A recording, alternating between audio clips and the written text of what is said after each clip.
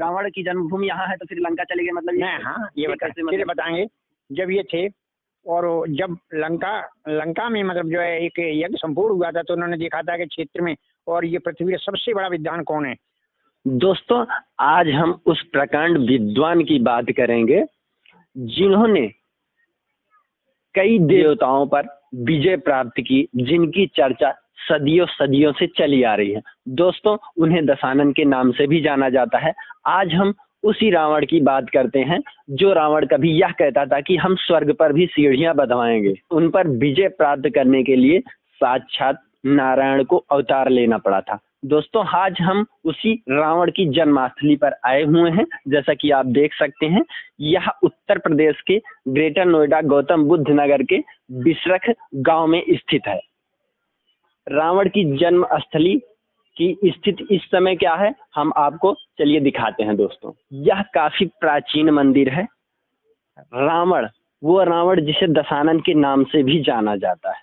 हालांकि यहाँ की स्थिति आज ये गांव शहरों में बदल चुका है। जैसा कि इस प्राचीन मंदिर को कितनी सुंदरता से बनाया गया है। यहाँ पर जैसा कि देख सकते हैं इस तरफ दिखाइए रावण का चित्र, रावण की मूर्ति बनाई गई है। इसी के साथ साथ इसमें कई देवी देवताओं एवं ऋषियों की मूर्ति बनाई गई है जैसा कि आप देख सकते हैं। जैसा कि यहाँ के हमारे पंडित जी मिले हुए हैं, इनसे हम जानकारी लेने का प्रयास करेंगे कि रावण की जन्मभूमि पर जो शिवलिंग स्थापित हुआ है उसे क्या रावण ने किया था या किसके द्वारा स्थापित किया गया था। गुरुजी अपना। हाँ ये जो शिवलिंग है जी ये ब्रह्मा जी के और पुष्य मुनि के मतलब ये समय का ये शिवलिंग है जी। हाँ और इसका सत्य है कि अब आकर के जब इसकी परीक्षा ली गई तो प्रधानमंत्री चंद्रशेखर ने जब इसकी खुदाई कराई थी तो 30 फुट तक इसका अंत नहीं मिला। तो इसका विश्वास हुआ कि हाँ यहाँ पर कुछ सत्य है, ये पहले की ही है। अच्छा हाँ, और मतलब ये रावण के दादाजी द्वारा। हाँ दादाजी पुलस्त मुनि द्वारा स्थापित किया गया ये शिवलिंग था। शिवलिंग को इसकी मतलब कि इसके बारे में और क्या मतलब कि जानकारी कुछ देना चाहेंगे। हाँ तो फिर इसका निर्माण मतलब कि किसके द्वारा कराया गया मंदिर का निर्माण। इसका निर्माण जो है ग्रामवासियों के द्वारा कराया गया और इसकी जो बाउंड्री होती है वो पूरी फूलंदे जो हुई एक मंत्री थी उसके द्वारा किया गया। और जो भी निर्माण हुआ गांव के जितने भी श्रद्धालु हुए पटिया लगी हुई है उनके नाम की, उनके द्वारा ये सब उच्च इसका संचालन हुआ है। अच्छा हाँ वो पटिया लगी हुई है। अच्छा तो अच्छा गुरुजी ये बताइए जैसा कि मतलब कि यहाँ रावण जन्मभूमि कह रहे हैं दादाजी ने यहाँ पे मतलब कि शिव जी के शिवलिंग की स्थापना की थी। उसके बाद फिर रावण के पिताजी यहाँ के पुरोहित रहे होंगे, देख रेख करते होंगे। उसके बाद फिर मतलब कि कैसे रावण की जन्मभूमि यहाँ है तो फिर लंका चले गए, मतलब ये बताएंगे। जब ये थे और जब लंका में मतलब जो है एक यज्ञ संपूर्ण हुआ था तो उन्होंने देखा था कि क्षेत्र में और ये पृथ्वी का सबसे बड़ा विद्वान कौन है। तो सबसे बड़े विद्वान के रूप में विश्ववा को बुलाया गया और जब विश्ववा को बुलाया गया तो वहाँ पर विश्ववा को लंका देख करके और जा करके लंका में मतलब उनका मन भावमोहित हुआ। जब उन्होंने कहा दक्षिणा जो मांगना था मन वहीं टिका हुआ था, लेकिन उन्होंने कहा जो मांगो भाई पाओ। उन्होंने लंका मांग ली और जब लंका मांग ली तो लंका मांगने के बाद में प्रजा वहाँ कुबेर का राज था। रावण ने अपनी भुजाओं के बल सजा करके और वहीं अपना वो जमा लिया और जब उसके बाद उनका पूरा परिवार वहीं चला गया। अच्छा मतलब कि रावण के जो पिताजी थे वहाँ पूजा कराने गए थे। हाँ तो उन्होंने दक्षिणा पुरोहित के रूप में तो उन्होंने दक्षिणा में मांग ली, लंका ही मांग ली।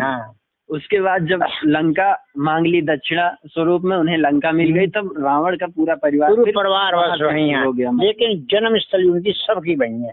रावण के जितने भाई भी हैं बहन है सबकी मतलब ये जन्मभूमि यही है। अच्छा तो मतलब यहाँ रामलीला ये सारी चीजें यहाँ आसपास कहीं नहीं होती। अच्छा यहाँ नहीं होती है। इस वजह से नहीं होती कि मतलब जन्मभूमि की वजह से या कोई और ऐसा कुछ नहीं है। ऐसा है देखो जिसके पूर्वज होते हैं उनके पूर्वजों का क्षेत्र सब कुछ है। हम दर पीढ़ी मतलब ये वो पढ़ते तो उसकी हमें देख रेख और उसकी पूजा अर्चना सब कुछ करना चाहिए। तो हमें उसका अपमान करना ठीक नहीं है क्षेत्रवासियों। सही बात। ठीक है। वैसे जैसे कि आप देख सकते हैं मंदिर को कितनी सुंदरता से बनाया गया है। इसके साथ ही गुरुजी इस गुफा की खासियत क्या है जो इसमें मतलब गुफा बनाई गई है? ये जो गुफा है, आइए दिखाते हैं गुफा। जैसा कि आप देख सकते हैं ये मंदिर है, इसी के अंदर शिवलिंग स्थापित है जो कि काफी प्राचीन शिवलिंग है, जो कि रावण के दादा द्वारा स्थापित किया गया था। ये गुफा है जैसा कि आप देख सकते हैं। इस गुफा की क्या खासियत है गुरुजी? इसकी खासियत ये है कि ये बताई जाती है कि मतलब जो है मेरठ तक दूधेश्वर मंदिर तक ये गुफा है। अच्छा। फिर ये भय के कारण ये बंद करवा दी है। और अभी जो कुछ मतलब बाकी है वो देखने के लिए जो श्रद्धालु आते हो ना देखने के लिए, और इसका वो प्रतीक बना हुआ है। लेकिन अंदर से लंबी यात्रा के लिए बंद करा दिया आगे जाने के लिए। अच्छा। क्योंकि जमीन में सैकड़ों मतलब रास्ता अंदर से बंद करा दिया। अच्छा, मतलब कि ये जो गुफा है ये काफी दूर तक है, लेकिन कुछ कारणवश शायद गुफा जर्जर हो चुकी होगी या किसी भय कारणवश इस गुफा को बाद में बंद करा दिया गया। थोड़ी बहुत गुफा भी खुली हुई है जो कि मतलब यहाँ के दर्शक आके देख सके।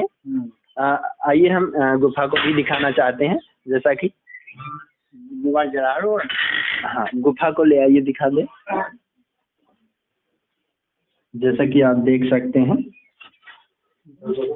ये गुफा के अंदर का देखते हैं, अंदर जाके दिखा दीजिए।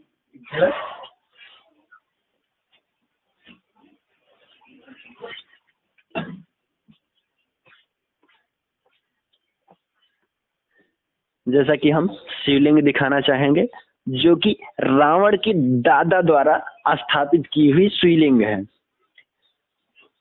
ये शिवलिंग रावण के दादा द्वारा स्थापित की गई थी।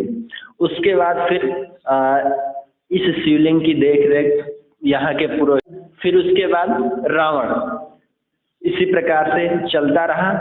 जब रावण के पिताजी ने लंका को दक्षिणा में मांग लिया तो फिर रावण यहाँ से लंका में शिफ्ट हो गया। बाकी आप देख रहे हैं अर्धद्वंद। चैनल में नए हैं तो चैनल को सब्सक्राइब करना मत भूलिएगा।